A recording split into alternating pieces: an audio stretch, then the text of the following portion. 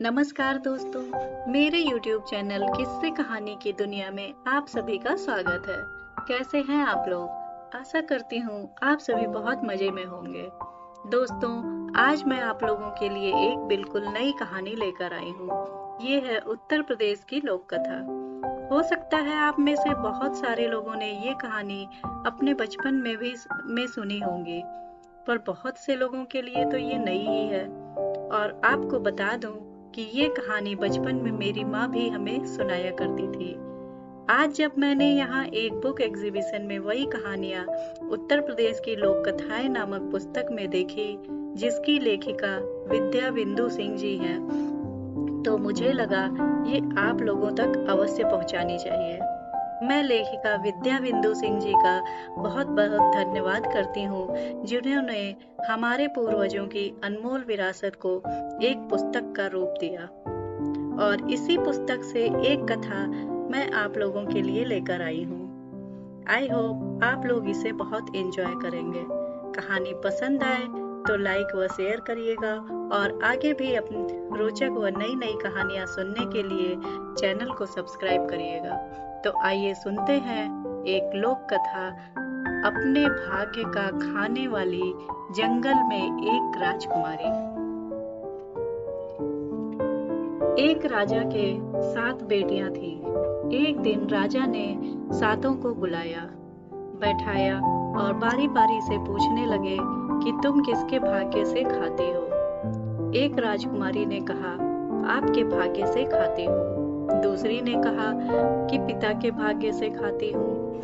तीसरी बोली कि आप राजा हैं, मैं राजा के भाग्य से खाती हूँ। इसी प्रकार 6 ने उत्तर दिए। राजा प्रसन्न हो उठा। अब 7वीं, जो सबसे छोटी थी, उससे राजा ने पूछा, बेटी तुम बताओ, तुम किसके भाग्य से खाती हो। छोटी राजकुमारी ने उत्तर दिया, पिताजी, संसार के सभी प्राणी अपने अपने भाग्य का खाते हैं, मैं भी अपने भाग्य से खाती हूँ। इतना सुनते ही राजा का पारा चढ़ गया। क्रोध में भरकर मंत्री से बोले कि इसे वन में छोड़ आइए। देखूं इसका भाग्य कितना बलवान है, कैसे बिना मेरे दिए इसे भोजन मिल जाता है। जो कोई उसे भोजन देगा उसकी भी खैर नहीं। छोटी राजकुमारी जंगल में छोड़ दी गई। वह सोचने लगी, मैंने तो कोई अपराध किया नहीं, फिर भी सजा मिली, पर मुझे ईश्वर पर भरोसा है। दिन बीता, रात आई, पेड़ पर चढ़कर बैठे बैठे रात बिता दी। प्रातः उठी तो एक बावड़ी दिखाई दी। वह उसमें उतरकर हाथ मुंह धोने लगी तो बावड़ी सूख गई। उसमें नीचे जाने की सीढ़ियां बनी थी। उसे बहुत आश्चर्य हुआ, पर उसमें उतर गई। आगे चली तो क्या देखती है कि एक राजकुमार खड़ा है। पहले तो वह डरी, पर जब थोड़ी देर तक वह आकृति हिली डुली नहीं तो जान गई कि यह मूर्ति है। उसको छू कर देखने लगी तो वह एक फाटक बन गया। फाटक में से प्रवेश कर गई तो क्या देखती है कि वहां खूब सुंदर बगीचा है। उसके बीचों बीच एक पुष्करणी यानी पोखर था। पोखर में स्नान किया।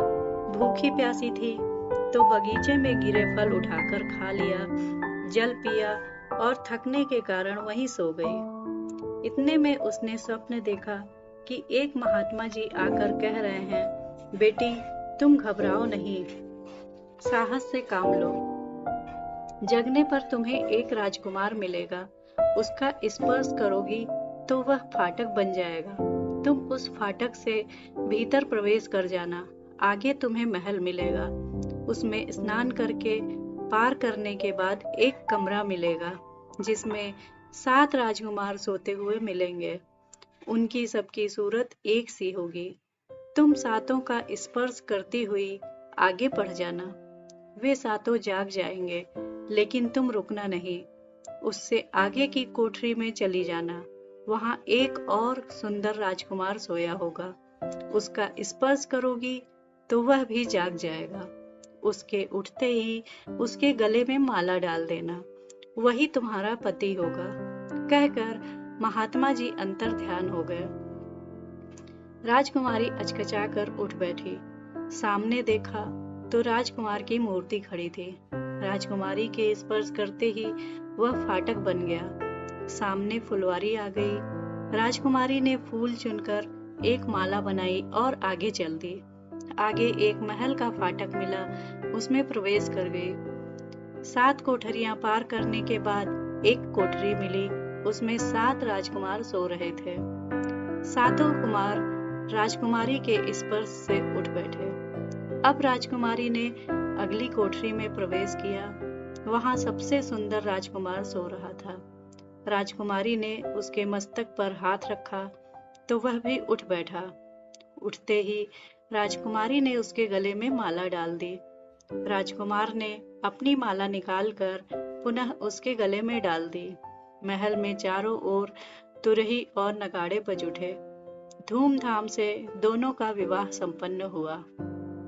राजकुमारी ने जिज्ञासा प्रकट की कि यह सब क्या रहस्य है।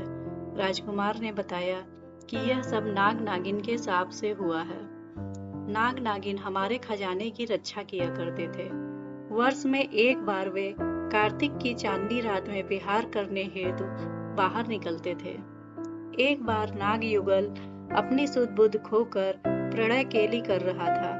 उसी समय मेरे सातों भाई उधर से निकले और उन्हें देखकर हंस पड़े। इससे नाग को क्रोध आ गया और उन्होंने श्राप दे दिया। तब से सातों भाई पत्थर की तरह सो गए। मुझे भी श्राप दे दिया। मैंने अपना अपराध पूछा तो बोले कि तुम्हारे राज्य में यह अधर्म हुआ, इसी से तुमको भी श्राप दिया है।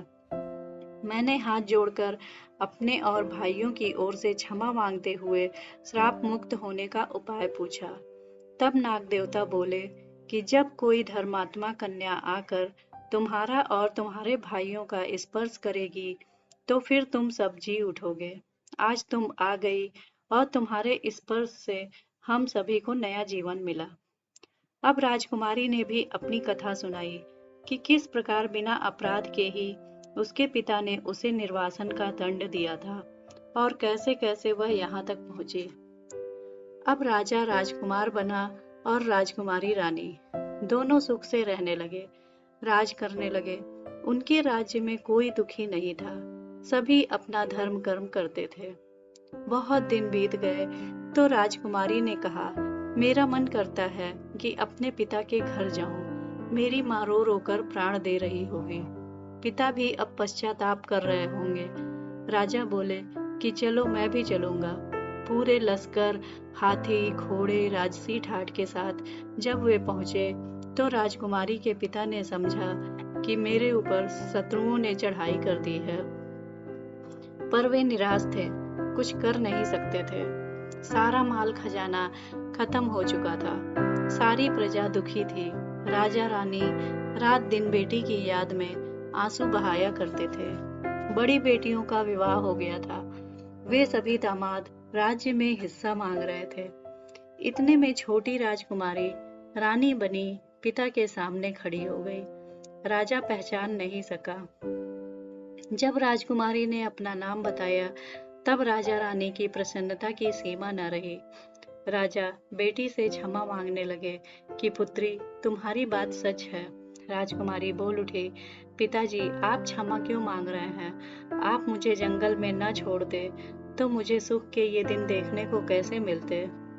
जैसे उनके दिन लौटे वैसे ही सभी के लौट जाएं। धन्यवाद।